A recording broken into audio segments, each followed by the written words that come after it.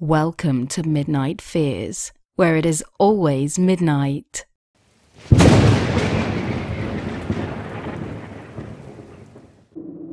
True Scary Story Number 1. I was about 12 years old. I was home alone one night while my parents were out and my brother was at work. I was watching a movie when I heard some noise outside the glass door. It sounded like somebody shuffling around, but I didn't pay too much attention to the noise. Maybe 10 or 15 minutes later, I thought I heard someone trying the front door. I wasn't extremely sure, but it sure sounded like the knob turning slightly. I paused the movie that I was watching, and I went to the front door and peeked out the peephole. Nobody was there, so I flicked the outside lights on, just in case somebody was there to let them know that someone was home and to get away from the house. Thankfully, I also turned the burglar alarm on. It didn't go straight to the police like modern alarms do, but it rang a loud bell if any of the connections were broken. This made me feel safer. Mind you, at this point, I only thought there was a small chance that someone was actually outside. I figured that flicking the lights on would have driven them away, if there was anyone around. So I went back and continued to watch the movie. Not long after, I heard some loud banging on the side of the house. That's when I got scared. This was definitely not my imagination. And whomever was outside knew I was home and didn't care. I don't know why, but I called my friend instead of the police. I told him what was happening, and he just kept saying, "Call the cops, call the cops." Talking to him, though, I felt better, and I wasn't ready to call the police yet. Just a few minutes later, the alarm went off. I panicked, and my friend on the phone panicked even more, screaming when the alarm went off. Now I was ready to call the police. I hung up with my friend and I called 911. My parents came home before the police could arrive. They heard the alarm and asked me what was happening. My parents both saw an old car with 3 or 4 young guys driving down our street, laughing as they came home. This was unusual because we lived on a dead-end street, and no one like that lived on our street. Anyways, I will never forget this fat cop that responded to the call. He finally got there, and he didn't believe me. He said it was probably just the wind, and I just got scared.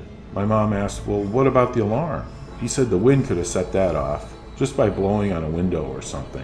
Or maybe it was faulty. That was complete nonsense. My dad told him about the car with the 3 or 4 guys, but he just blew that off too. He even said something to the fact that misuse of the emergency line could be punishable with a fine or something like that. This cop was either too lazy or too stupid to do anything.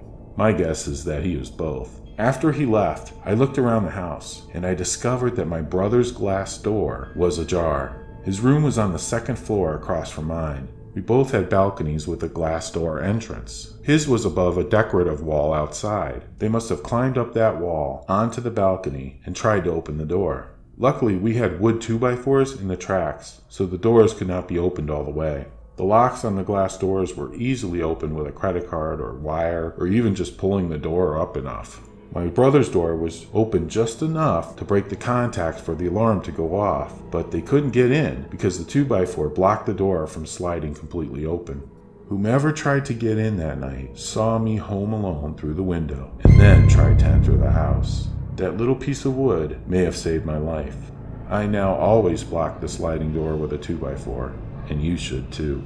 True Scary Story Number 2. This true creepy story is about a girl I once knew. It is short, but it is somewhat disturbing. When this girl was 15, she and one of her friends went to these 2 guys' house for a party. The 2 guys were older, in their mid-20s, and both girls were 15 years old. Well, the guys got the girls drinking, and then talked them into playing a drinking game. Now, of course, both the guys had much more experience at the game, and were easily able to get the girls really drunk. And then, when this girl was drunk enough, one of the guys picked her up and carried her down to the basement. And needless to say, he took full advantage of her. I'm not sure what happened to the other girl. Now, I know many people will say, well, those girls are just really stupid, and they pretty much asked for it. And you may be right, to an extent. But that does not excuse this next part of the story. Guys who are 20-something creeping on 15-year-old girls is disgusting enough. But what makes this story even more disturbing is that one of the guys was a cop. So much for to protect and serve. True Scary Story Number 3. I was 17 and took the train into the city once to visit one of my friends. We had a great time, and I came back home. I was walking in the train station parking lot when a car pulled up, and the creepy guy inside said, "Hey baby, get in, and I'll drive you to your car." I just ignored him and kept walking. He then got angry, and he said, "Get in, you stupid girl." Only he didn't say girl. Then he said, "That's it, I don't have time for this."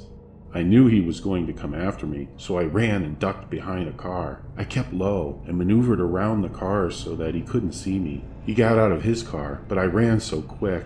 I heard him get back in the car, and he kept driving around the lot, circling, looking for me. He circled around and around, and I kept moving around behind the cars so that he couldn't see me.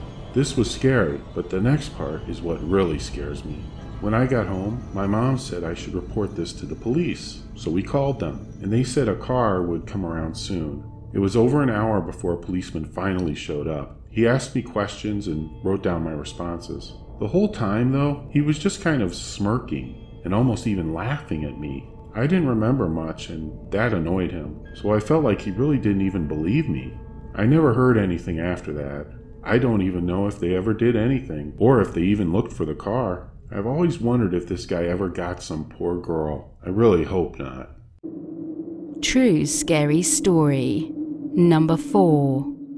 I was sick with the flu and bedridden, or more accurately, couch-ridden.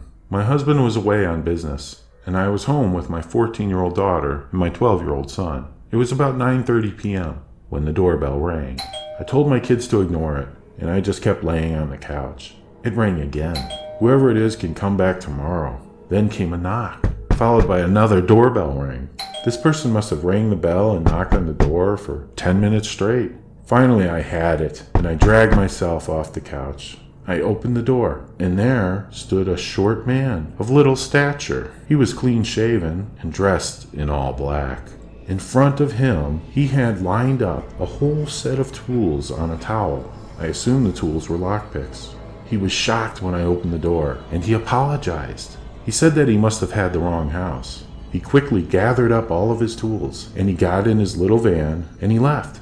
I did report it to the police, but I never heard if anything came of it. I've always felt fortunate that this man wasn't of the violent type. He was more of what I would guess to be a professional burglar. I'm just grateful that no one got hurt. But looking back, it would have been a better idea for me to just shout through the door. Go to MidnightFears.com for many more scary stories and even post your own. Thank you for watching these true scary stories. Please like, comment, share, and subscribe. Until next time, sleep well.